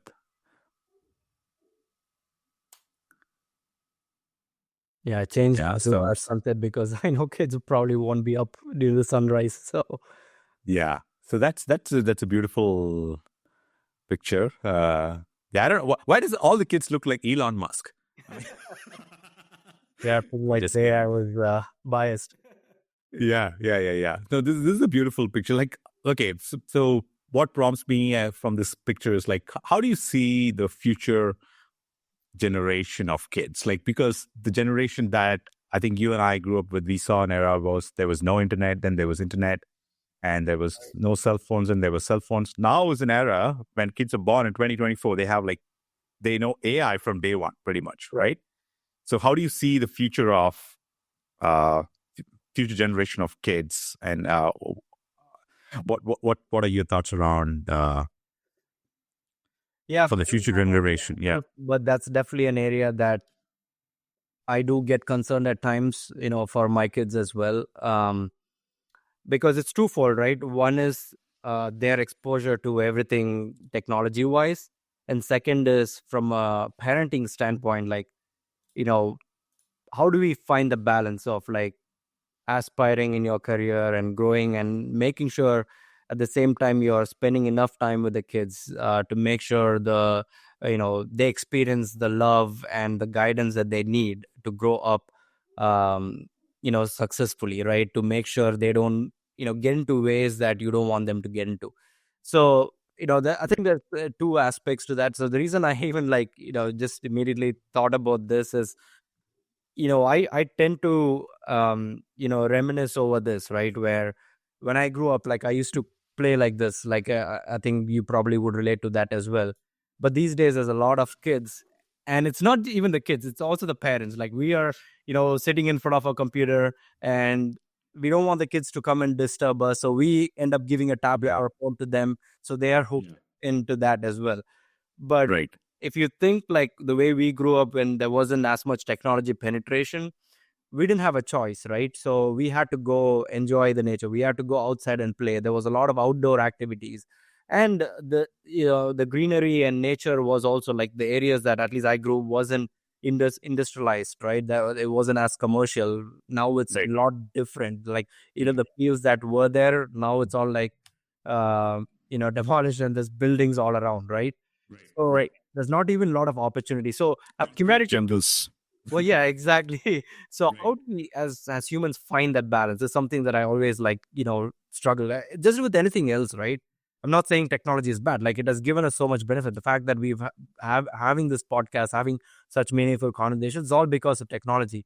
But at the same time, how do we, have some boundaries around that and protect our time, and to make sure the value of humanity, our core values, are not compromised because of the things that we want to do, like the money that we want to chase, the career and the fame and all that, right? Yeah. So it's always something that I struggle with, and that's what I'm looking for some guidance. If you have any good inputs, let me know. How do you manage your time to make sure you're not like penetrating in different areas too much and compromising on enjoying life that you're living currently, right? It cannot Yeah. always be about the future, the ambition. It has to be about also presently what you're doing and how are you enjoying the present moment. Yeah. Yeah, no, I mean, growing up, I think that always the message has been, I think it's an Indian parenting thing. I mean, I think it's when my parents are great parents, but at the same time, they did their best.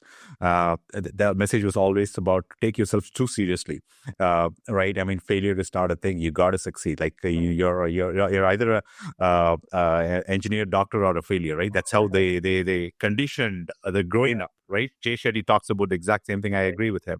So that has been the conditioning. I think I failed at a subject where I think when I was in my sixth standard or something, Hindi was not the original mother tongue or anything, but like I was just trying to learn it. I was in my sixth standard. I failed in Hindi. I scored 26 marks, and I failed for the first time. And the way that failure was received was so telling. I'm still talking about it. I'm 40 years old right now. I'm still talking about it because that was the moment and the way it was received, right? But I think failure needs to be embraced, especially when it comes to learning, innovation, and things like that. For me, failure is more of a teacher than anything else. If I don't fail, it means I'm not doing anything. Right. Yeah, right. That's the definition I've got arrived at. If I'm continuously successful, and it means that maybe I'm not trying anything. Right. All right. For the future generation, in terms of distraction and things like that, I don't really know, man, because it is challenging with especially with anything that we're trying to do with technology, and they always be always available, be always online. I'm not a big fan of that either. And especially I like Elon and I like what he does, but especially if he's thinking about a neural link chip in your head, it's pretty much like you're connected to internet all the time. Right? It's you don't even need an interface. So today, this is an interface to communicate with the outside world, right? Then you will not even need an interface, and I don't know if you will even sleep, Right. because like your brain is constantly trying to like think thoughts, and there is world events like unpacking like every moment. So I don't know like what it's going to be. Yeah. So I think if we are able to strike a balance in terms of like something I try is at least like not use the technology at least the first hour or the last hour of the day. I try and fail every day, but at least like I know that is my goal to like not be so into it, and we try to practice that with our children as much as possible. We try to delay the gratification because today it's the age of instant gratification. We try to delay the gratification because I think that's the message. Delay the gratification part. It is going to take time. You remember those times, Binesh, where people will be writing cards and post like messages, and my wife and like I've spoken to others, like there used to be a lot of joy around it if they got a Happy New Year card or like a Merry Christmas, whatever. So if there's a lot of joy in seeing that message. Okay, it takes a week or something to come, right? Today it's like instant, like it's like in next 5 seconds you get the message across, and there's no joy pretty much. Oh yeah, I've told maybe I should automate sending these Happy New Years and the Happy Pongals and whatever. Right. So Yeah, there's probably an AI application that will come and take over all that for you, like where you don't even have to do that, and there's an AI that's doing all that for you, right? give me your contacts and what do you need to like wish them about. Okay, there you go, and it's already taken care. Yeah, you can forget the person, but I'll make sure you wish them a happy birthday. So 100%. Yeah. So I'm gonna let's do one or two more of these. sure. This is good. So, okay, what do you need the next drawing to be? So the next drawing, I think we talked about nature. Let's see. Anything. It could be anything, and then A will take over command and then give us something to talk about, I think. Yeah, definitely. I'm trying to see if there's something that we can get even more meaning out of, right?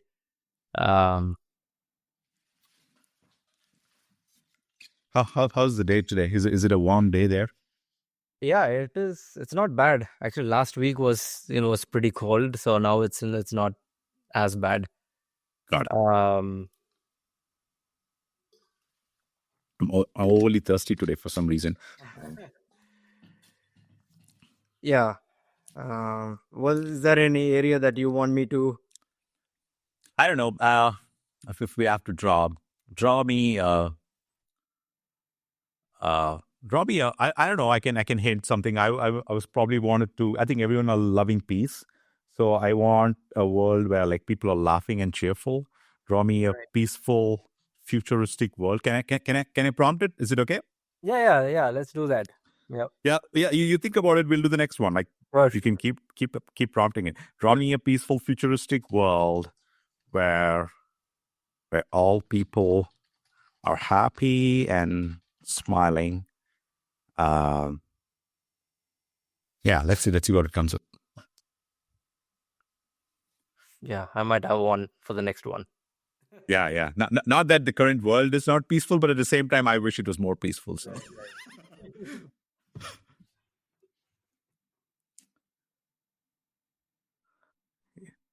yeah, this good. This good. I don't know what it has given them a uniform. I don't know what that means, but that right. It's It's interesting. Everyone's wearing white, and maybe that's why it's peaceful. it's peaceful. Yeah, I don't know what it meant by that. Okay. Uh, yeah. So I mean, like, what does the future of humanity mean to you? Um, I think that's the question. I would love peace, of course, but like, what does it mean to you? the You mean the future of humanity when it comes to peace? Not specifically. I mean, like that's the question that popped into my head. Like, what does because humanity it's headed in different directions. There are different things. There are agendas, of course, and there are theories, good ones, bad ones, all kinds, right? So, but in general, I think humanity matters, and humanity is worth it. That's what I Mhm. think because like people are actually really good than I thought they really were. So Right. I'm any day cheers to humanity, right? So what is your Yeah, I mean, like, version of probably like, hum- yeah, along the lines of what we were discussing earlier, right? Like, having these deeper connections is going to be critical, for us to have meaningful relationships. It doesn't matter whether it's at work or at home, because sometimes, in how busy our life gets, we forget having that meaningful conversations and deeper conversation with our spouses and with our family, right? And the same applies, to the people that we work with, in the company or any other organization. Like, when you have that deeper conversation, that's when you'll know, what are their motivations, what are they looking for, what are they dealing with, right? And then you have a follow on, not a necessarily a conversation. You can like help them out accordingly, like do something beyond that will surprise them, right? That it's coming from you. Those When everyone starts doing those, like, finding, even if it's a coworker that you don't agree with, right? But if why don't you put yourself in their shoes, and maybe they're going through something, like, try to think from their perspective why they're coming with their opinion, or the way they're acting. There is always got it, another side to that coin, right? So got if it, you find that other side and everyone attempts to do that, not everyone's going to be successful. Like, I mean, there'll be moments that we are going to be frustrated at people, right, right? right, But if we all, strive to see what the other side looks like, and everyone does that, right, then I think the world will be in a much better position. Even countries, for that matter, like, why are certain countries doing the things that they're doing? Like, what are things that we could be doing to help them out? Like, having, that sort of like a servant leadership mindset. If that, is something that goes across, I think there'll be, more peace, right? right, In general, I feel like, again, this is me just speaking to myself and not even in the podcast, where it's very easy for us to, at the spur of the moment, like, have opinions about, someone, and yes, having biases, like, whereas if you just, like, go and, like, you take the effort, so it's not always about someone else. Like, if you put it on yourself, what could you have done differently, right? yeah, Or what can yeah, you do to help the situation, right? And then right, go have, such conversations and see the world in a different way, not always from your angle. Then I got feel it, like, I would be a better person. Again, I'm not successful at this, but I try. But I think got it, everyone should try, at least. got it. So, No, as you were speaking, it sparked me a question in terms of like, what was there any moment like where you saw that the person person or a conversation where they are coming from a totally different perspective. And was there any incident that you'd like to share where you completely changed your question on any given topic or anything like that? Yeah, I mean, there's not one instance. I mean, there's a lot of different things, that will cover even at at work, right? If there are opinions and that things can get heated at because of how high pressure environment that we work in, right? And you so basically when you go speak to someone, you're always like trying, at least in my standpoint, you're trying to show where you're coming from, not necessarily where the other person coming. So if there is any conflict, right, or if there's any difference in opinion, it's always about like how do you convince the other person, at least from my standpoint, like that your opinion is the right one, versus like hearing the opinion out from the other person, and having again those meaning deeper conversations to figure out why did they arrive in that opinion. Then when you have those, then that be elements that you might have missed, and then you're like, okay, like you change the stance. And that's where sometimes what I've noticed is pride comes in your way. You don't want to admit that you made a mistake, right? True. Pride and envy, those are like some things that are keeping us from having those conversations and putting your mistake, right? So and the other is even culturally, right? Like we live in North America, where there's a lot of, it's very diverse cultures, right? And sometimes there'll be conflicts even in the difference because of how diverse people are, where especially when you're working in communities where there are people from in diverse walks of life. And even in those instances, there will be certain things that people will do to offend you, or the other way, you would do to offend someone because their perspective, it may not be offensive for you or them, but for the other person it will be offensive, and you may not know why that is, right? And then like when you look from their perspective, where they're coming from, and then you realize, okay, that is not offensive in their culture, right? That is how they've grown up, right? So having those things, I think, like when I see the other side of the coin, there have been multiple instances that I've changed my position, I've changed my opinions, and then or we've agreed to disagree. Again, not everything will go the other way too, but at least like you both come through. So that's why, like Jeff Bezos, like one of the leadership principles that he has is like, how do you disagree and commit, especially in a work environment. Not everyone's going to be agreeing to the same thing, but how do you all come together, disagree, and then everyone's committed to the vision, to the mission of the company. I love that. That's where impact gets created, right? That is easier said than done when you need to disagree and commit, especially when you're dealing with. I don't agree, but like anyway, for the greater mission. Exactly. That's, especially when you're dealing with your pride and envy, where you're going to disagree and you're not going to agree to disagree, and how are you going to come up, right? It's a challenge, but that's aspiration for me to work on my own character, right? That way. Got it. We'll do one more AI thing, then we'll do a rapid fire, and then probably we'll get closer to the closing. So I thoroughly enjoyed the conversation, Binesh. I'll give it a stop this time. So last time I did nature, this time I'm going to do something opposite. Let's see if AI. Let's do something. Yeah. What do you need to be drawn? Okay, so draw me the year 2075, when all the technological advancements that we are talking about right now in 2024 have matured. I don't know. Is that the right word? Yeah, have matured. Yeah, maybe. Yeah, have matured. And how does the world look like? Yeah, let's see. I hope there's some greenery in there and some trees. We'll see what they are. It all tech environments have matured, and how does the world look like? Okay, cool. Let's see.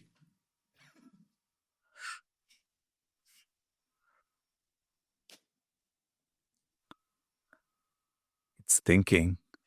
Okay. I think it's frozen. Oh yeah, I had a video I wanted to show you. Yeah, maybe I'll show you the clip. It's a small short video. You're gonna like it, I'm sure. Okay.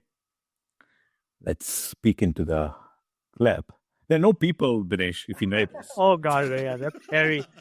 Oh, thanks. Yeah, I think AI has taken over the world. So I definitely like the second picture where there are people and some trees I saw. But yeah, Yeah, there are two people standing, and in between the road, and see, like I already know Tesla's full self driving is. I'm sure something like that will be in place. right. So we don't even know like who are. It's definitely not the humans driving the car. Yeah, I don't see anyone in the cars. Yeah, Probably it's humans are interesting. taking a walk and cars are driving. I see some greenery uh, on the side of the building. Right. So yeah, it's an interesting one. Yeah.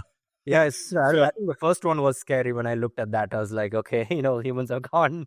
Let's go to Yeah. Yeah. Yeah. Now, maybe should we ask, to, yeah, add some uh, elements of humanity, Sure. maybe? Just for our sake. It's a selfish request, Yeah, let's being part of the tribe. right. Yeah, I was hoping to see some flying cars and things like that. It looks like we're still planning on the road in 2075. So Yeah. That's, this time it seems like a day. That time was like a dark night. Okay. Yeah. Now they're like, cool. This is great. Yeah, this I think the question that comes to me from this picture is like, yeah, I mean, in terms of like people coming from different backgrounds and things like that, and obviously and most of them are well intentioned, and maybe they look and speak different languages or dress a different way or like have a different the way they groom. That's how it is. But most people are well intentioned. Like, how do you see the world actually learning from a diverse set of opinions and diverse set of people? Do you think there's a greater good of like living with a diverse crowd of people? I Yes. think there's Yeah. definitely a lot of advantages to that. I mean, if you see, right now the world is much smaller than what it used to. I mean, when I say not physically, but um, you know, with technology, right? The world has gotten a lot closer where you can instantly connect from people from the other side of the world and all of that, and also with a lot of the trade that's happening between countries. Um, one thing that I've realized, at least like, coming from India and living in the US, um, and even the other way around, like when I see what people complain about, like why, are certain people like not happy with their lives, and, you know, what's, if you just again, like, cut through and see why they're having such worries, there's always things that you would realize that if you put them in front of a different environment, right? If you Right. put them in like another country, for example, their worries would instantly vanish when they see the environment over there, right? And Right. it's always, that like when you don't travel across, that's why I'm a big problem of traveling to different countries and, working with diverse set of people. It's a great teacher. Yeah. Yeah, it's a great attribute, because what tends to happen is your worries start to decrease, and you tend to start having more gratitude, right? Yeah. um that's something, like, again, I encourage like a lot of people in the US to travel, to third world countries, not necessarily to always like Paris and France, right? Not always the first world countries, but also, and see the news, even like war torn countries. You don't have to travel there. Just, think about the pain that people are going through, and then think about what your life is. No matter what people are going through, there's always things to be very thankful for, right? And having, relationship with diverse groups of people is a very good way to do that, Right. uh, as opposed to just watching the news and like hearing third hand. But like, let's say, there are people who are coming from the war torn countries, or even, all the different countries that are struggling with their economic conditions, right? There's things that you can learn, from that will end up having that gratitude. So that's something that you know I tend to think about, like, if I want to travel, like I want to travel to all, different financially back countries, right? Not always like the first world countries. uh, So yeah, that's something, that I think is going to be important, especially people, especially in the US. They don't, travel a lot outside the US. They have, Yeah. especially the one that because it's such a big country. There's not, you don't have to Right. travel to Right. see, it's so diverse even within the US, right? That's how big Right. the country it is. But I do encourage people, to go visit other places, see the different environments, and also you have an appreciation for different, Yeah. environmental conditions as well, not just human No, conditions. no, no. Yeah, I agree with you 100% because I am a huge proponent and I love traveling as well. And especially when you travel to like not so like the developed nations, the third world kind of thing. And and people shouldn't be offended because it is called a third world. It's called a third world for different reasons, but it's so gratifying. And when you see the lived experiences of the people from those countries, then you're really able to appreciate the life that you're having every day, right. and the kind of society you're able to live in the modern society that we're living. So it's truly a very gratifying and humbling experience. Yeah, exactly. And And also, I've known people who've gone to different countries and they've just settled there because they love that, culture a lot more than having this grind, right? So that's what, yeah, having to different countries will, you know, help you discover yourself more. That's, yeah, something that I've really like realized. It's not always like everyone has to come to US or Canada or different first world countries. right, It's the other way yeah, around too. I've known, Americans who've gone and settled down in like in India and other countries as well, yeah, because they just yeah, yeah, love the culture. And that's the thing. Like have traveling to different countries and different diverse countries will help you discover yourself. Like what are your purpose in life, right? It's not yeah. always about like money, and that's what Got it. travel and making connections from different countries will help you. Got it. So I can keep speaking to you for hours, Binesh. I so love this conversation where it is headed. Like, but anyway, I'll have one question. I'll show you a video, then maybe we'll get close to the wrap. So, what is your thoughts on quote unquote freedom? I'll tell you why I'm asking that question because, like, growing up, the concept of freedom in the East is very different, right, and it is not ingrained in the society as we grow up, right?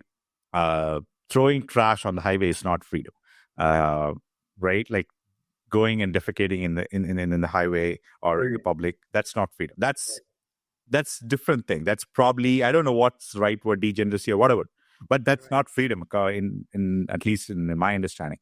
Like how do you see freedom playing a role in the current and future of humanity? right. Yeah, I mean that's a very good question. For me, freedom is like, so the only resource that is like there's no way you can expand that resource is going to be time, right? You have like 24 hours. Whether it's Elon Musk or us, we have 24 hours. So 100%. when you look at your everyday 24 hours, what are the different things that you're doing? If you just like list all that and figure out what are the things. Let's say if money was not even a factor, Mm, how much of that list would you still be doing? I'm sure there will be things in your list. You have your family and there's a lot of different things, but right, you know right. what are the certain things that you would completely eliminate because money is not a factor, right? And that Mm, is like more than half of that 24-hour, like, or even that 8 hour. That's a really long time. And if you just see the time that you sleep and the time right, that you commute and everything, it's really not lot much time that we have on a daily basis. So how correct. are you effectively using the only resource that is so limited, which is the time, Right, in the best possible way? So that's what is freedom, and that's where that freedom is going to be very different from person to person, because how they end up spending that valuable resource in different way that they would think is freedom is going to be completely different from someone else that would think is as freedom, right? correct. So anyway, that's what I tend to even like in the mentors that I speak to and or mentees, that's what I try to get out of them as well. Like, how do you best utilize the resource that is so limited on a daily basis? And if Right. you think like when you're going to bed that you have best utilized the last 24 hours or the time that you had during the day, then you're a free bird at that point. If you think that Mm, it's not really because of money that you've done that, there is a purpose in what you have done in the day. There is an element of satisfaction right. that you have, and that satisfaction come from different things. That's what it's about. Self discovery, figuring out what do you want, what is your Yeah. purpose, what do you want out of the 24 hours that you have on a daily basis, and then making Right. sure you allocate your resources and figure out you do things that are aligned with that will help you be a free bird from that standpoint, right? Got it. Got it. So that's what I tend to think, and that's why I'm really passionate about AI, because it does help you to do that. You don't have to do repetitive stuff that is just a Right. grind. It feels like you know Yeah. you want to end up doing what lights you up, right? Not necessarily what drains you. Right. So when I achieve that on a daily basis, when I'm doing things that just light me up with energy, then Yeah. I've achieved freedom, right? So Right. that's Right. basically what, like, I don't want to be draining, like in that limited time that I have. I don't want to be draining my energy. I want to be lighting up and doing stuff that I just love doing, right? So Right. Right. Love it. Love it. Love the answer. Yeah. Elon once said, "Time is the ultimate currency." So yeah, spot on. Let me play this video. sure. There are multiple moving pieces in that video. Let me know if you see it. Yeah. We can see those chopsticks now. You see? Right, good get.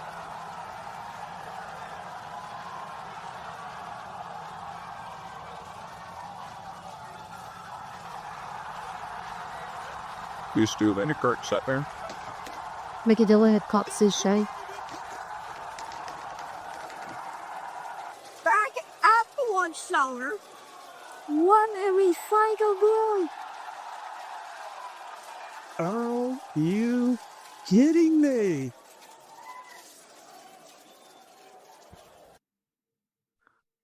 Yeah. So there are multiple things. So there's a SpaceX, the Starship, there's a RoboVan, Optimus, and yeah, the future cybercab. Right. All of that packed into a single video. Probably 400 billion packed in like 30 seconds. I'm just kidding. But what were your thoughts like when you saw that video? Yeah, I mean, out of all the accomplishments that they did from an engineering standpoint, I was seeing the people cheering, right? That's the thing that really captivated me, because these are people that you don't see the blood and sweat that has gone behind achieving these feat. But if you just see how they're celebrating, that shows that they weren't just doing as a job, right? They were working towards something that was bigger than themselves, and you can see that happiness out of them. So yeah, I mean, this was basically Tesla and SpaceX in a matter of, I think, like 2 weeks. They announced all these different things, right? So Back to back, like very impactful releases. Yeah. Yeah, I can definitely like imagine, as an engineer and who's worked not on something this big, but uh, I can I can see how much of trial and tribulations they would have gone through to achieve Right. it, right? Both from a technical standpoint, organizational, there'll be multiple challenges, and day in and day out, a lot of blood and sweat has gone into that for them to get to this feat. So I really appreciate that, and I was delighted to actually watch those announcements that week. So Got it. Got it. So we've pretty much come to a close. This will be like quick, rapid fire questions. So one book. So I just had this like one series. So it's like one book that you would say that changed your life. so there is not one book. I mean, there's like a lot of different books. So Or an author, whatever. yeah, okay, maybe author. I think Malcolm Gladwell is an author that I would pick. There's multiple elements in each of his book, whether it's Tipping Point or David and Goliath. Like, when I read through all those books, I can resonate with every bit of the lines that he's written. So I would highly recommend for people who are in the self-discovery space, right? He would really Got it. help you guide. So Malcolm Gladwell, definitely. Got it. One movie that you can watch on repeat, like even if you watch any day, Monday, Wednesday, Sunday, any day, what is that one movie that you can keep watching? Pursuit of Happiness. I can watch Love that it. like Love that day movie. in, day out. Amazing movie. Will Smith is amazing in that. Is there one destination that you can visit over and over again? Could be a coffee shop, or it could be something like, or a beach. Like one destination that you can visit even 100 times, doesn't matter. Yeah, I mean, I'm a big fan of nature. I'm not as big fan of cities. So there's a town called Blowing Rock in North Carolina. If anyone comes to North Carolina, that's a town that I would highly recommend. I've been there like more than a dozen times. I just love small. What is it? Is it like mountains or like beach or what is it? Yeah, it's a mountain Got it. region. It's called Blowing Rock. I just love like small town up in the mountain, that sort of an atmosphere, and that's a place it. where when I just go, I just forget myself and just have a fun time. So, but yeah, Blowing Right. Rock, North Good, Carolina. good. Gives me Nilgiris, Kotigiri vibes. Yeah, my wife is from Kannur, so my marriage happened in Kannur. Oh, there you go. If you had to pick, so you want to have like a great conversation on IoT, Internet of Things, or you want to go have an ice cream, which one do you prefer? I definitely would prefer having the ice cream and talking about Internet of Things. So yeah, that's how you get, like, I don't want to be just sitting and talking, but if there is an environment where we get to enjoy other things as well, that'll be great. But yeah, I definitely like having meaningful conversation and having a social ice cream. Got it. If you had to spend an entire day, okay, and you have two options, would you want to spend it in a data center or a dance center?